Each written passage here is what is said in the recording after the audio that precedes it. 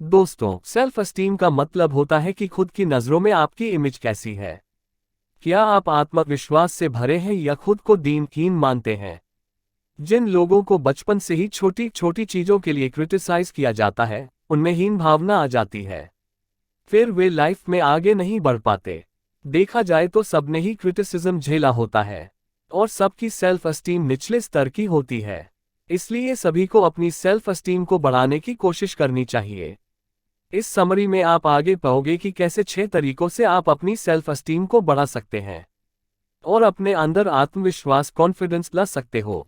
दोस्तों, लेखक ने सेल्फ एस्टीम के 6 पिलर्स बताए हैं। आइए अब इन सभी के बारे में विस्तार से पढ़ते हैं। 1. The practice of living consciously. दोस्तों, बहुत बार ऐसा लगता है मानो हम एक रोबोट की तरह जिए जा रहे हैं।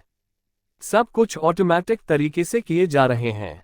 जैसे हमें समाज ने कंडीशन किया है, हम वैसे ही जिए जा रहे हैं। समाज ने हमें सिखाया है कि स्कूल के बाद कॉलेज करो, फिर जॉब करो, तो हम वैसा ही करते हैं। लेकिन सोचिए, क्या इसकी का नाम जिंदगी है? अगर ऐसा नहीं करेंगे तो क्या हमारी लाइफ खराब हो जाएगी? इसलिए हमें कॉन्शियस होकर सोचना चाहिए, न कि दूसरों की देखा देखी एक रोबोट की तरह। बहुत से लोग बिना स्कूल और कॉलेज गए भी बेहद रिच हो जाते हैं। मार्क जुकरबर्ग ने भी कॉलेज बीच में छोड़ दिया था। ऐसा ही एक और एग्जाम्पल हम अपने ऑटोमैटिक बिहेवियर का ले सकते हैं।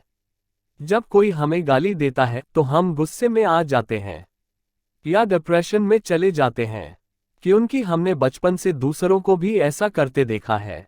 लेकिन अगर हम कॉन्शियस होकर यानी सचेत होकर सोचें तो क्या हमें ऐसा रिस्पॉन्स देना चाहिए? क्या हम उस आदमी को सीधे इग्नोर नहीं कर सकते और सिर्फ अपने गोल पर फोकस नहीं रह सकते?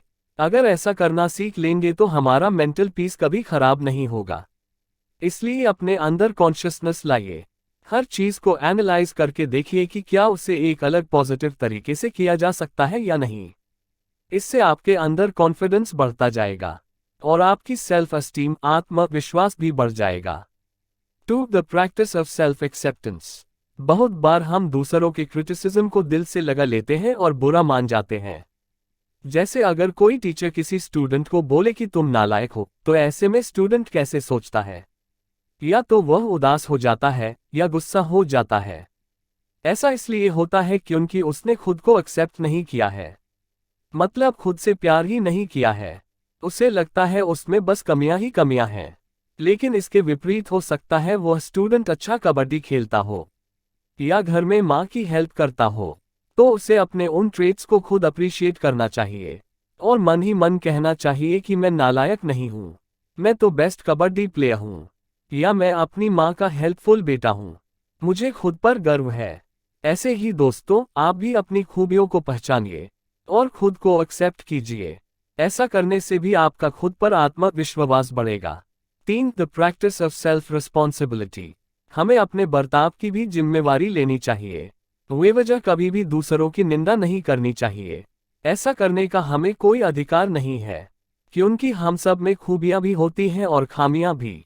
हमें दूसरों की खूबियों के लिए उनकी सराहना करनी चाहिए और खामियों को सुधारने के लिए मोटिवेट करना चाहिए।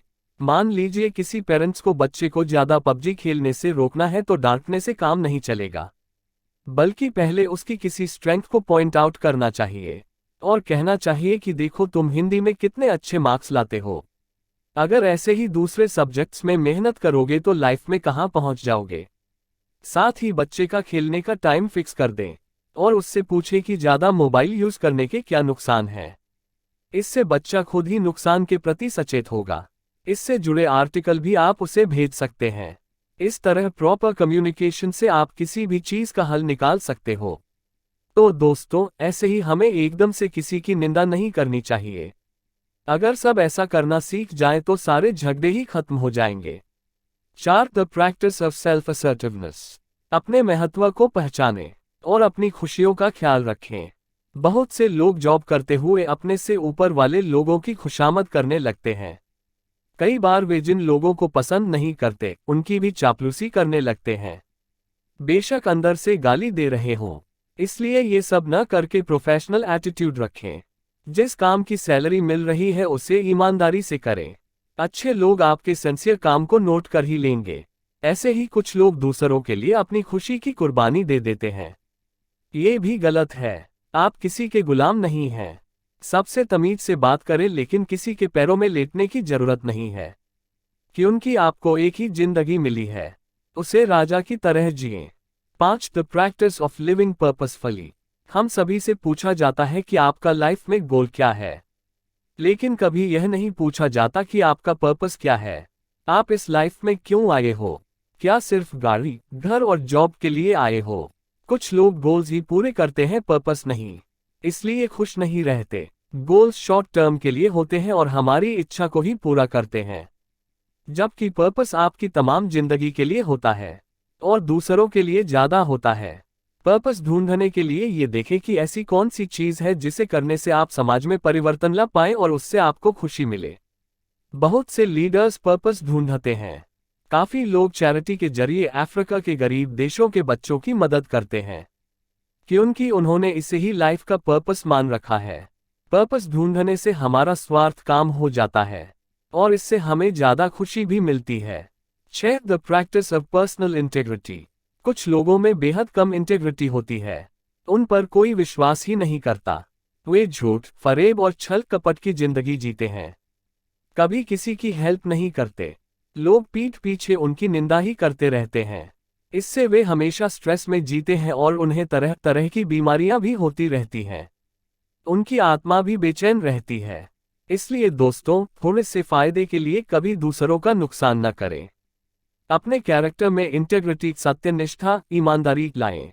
इससे लोग आप पर विश्वास करेंगे और कभी जरूरत पड़ने पर आपकी हेल्प भी करेंगे। समाप्त। दोस्तों, उम्मीद है आपको the 6 pillars of self esteem Hindi summary पसंद आई होगी।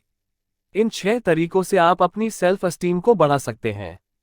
इससे लाइफ में आपको काफी सफलता मिलेगी। पढ़ने के लिए धन्यवाद।